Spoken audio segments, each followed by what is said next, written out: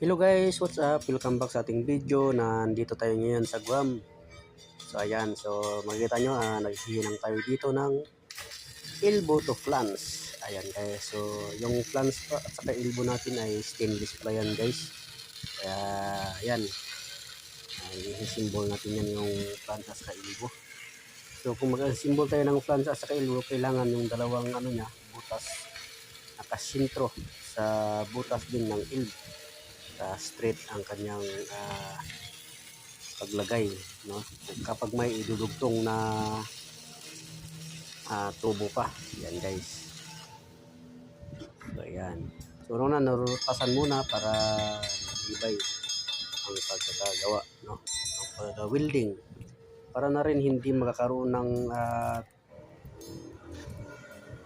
so ayan guys, so kailangan natin i-root-pass para hindi siya magkaroon ng leaking kung sakaling iti-testing natin. So mayroon pala tayong hydro testing mga guys, para siguradong walang leak talaga ang ating winnie welding.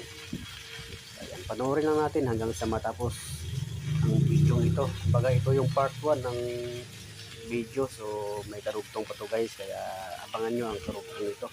So shout out nga pala dyan sa ating mga aspirant dyan, no, na mga gusto mag-apply ng welder dito sa bansang Guam. Hindi talaga kayo mabuboring dito guys.